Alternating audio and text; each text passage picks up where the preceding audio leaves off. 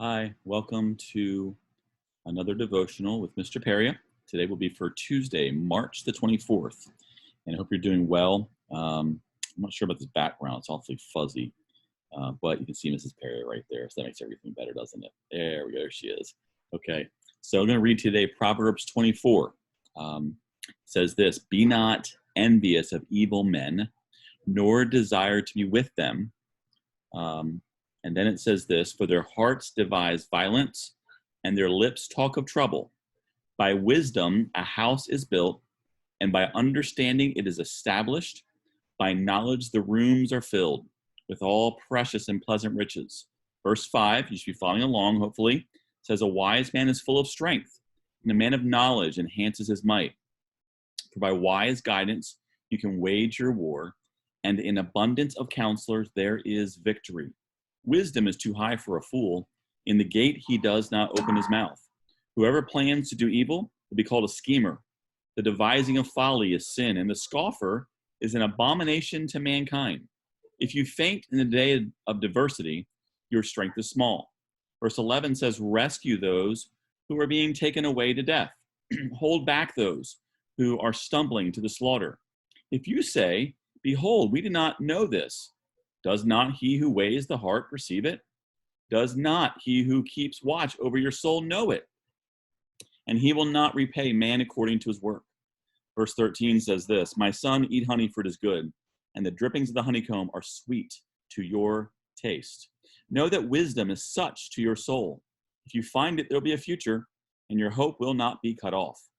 Lie not in wait as a wicked man against the dwelling of the righteous. Do no violence to his home. For the righteous falls 7 times and rises again, but the wicked stumble in times of calamity. Verse 17 says, Do not rejoice when your enemy falls, and let not your heart be glad when he stumbles, lest the Lord see it and be displeased, and turn away from his anger, and turn away his anger from him. Fret not yourself because of evildoers, verse 19, and be not envious of the wicked, for the evil man has no future. The lamp of the wicked will be put out. My son, fear the Lord and the king, and do not join with those who do otherwise, for disaster will arise suddenly from them, and who knows the ruin that will come from them both. Verse 23 says this: These also are sayings of the wise. Partiality in judging is not good. Whoever says to the wicked, You are in the right, will be cursed by peoples, abhorred by nations. But those who rebuke the wicked will have delight, and a good blessing will come upon them. Whoever gives an honest answer kisses the lips. Prepare your work outside, get everything ready for yourself in the field, and after that build your house. Be not a witness against your neighbor without cause, and do not deceive with your lips.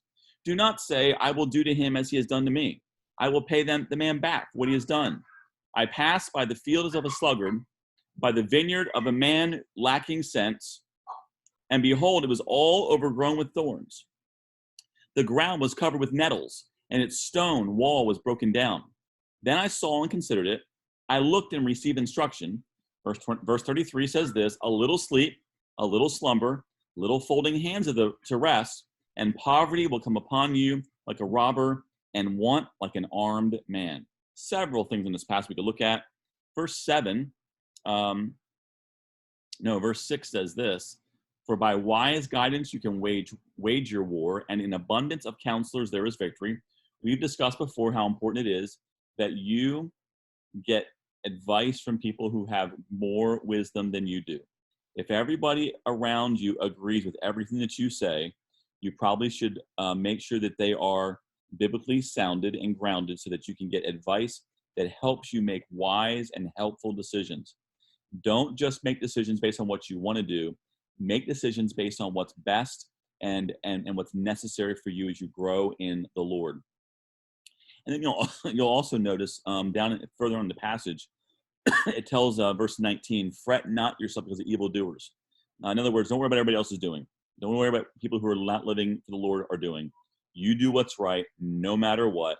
You be obedient, and God will bless you in the long run. It does not mean you won't have difficult days. In fact, the days we're living in right now are not easy days. They can be lonely days, can't they? Right? But look for somebody, look to encourage somebody else. someone who you know is having a tougher time than you, look for a way to encourage them. Send them a card, send them a text message, a phone call. Find a way to encourage people who perhaps have it a little bit more difficult than what you do. Pray for one another. Pray for your classmates. Maybe they're lonely too, right? And then in verse number 29, it says, "Do not say, I will do to him as he has done to me. I will pay the man back for what he's done." Don't look to get people back. Your brother or sister, maybe they're driving you nuts at this point, being inside. Don't look to get people back. Instead, look to be kind, turn the other cheek, be helpful to your parents, help around the house, vacuum, be helpful. And rather than look to get people back, be an encourager to those who are in your house. And if you find a way to be an encouragement to other people, you'll be surprised just how much encouragement you'll get from yourself from just being encouraging. All right. Have a great day, and I will see you tomorrow.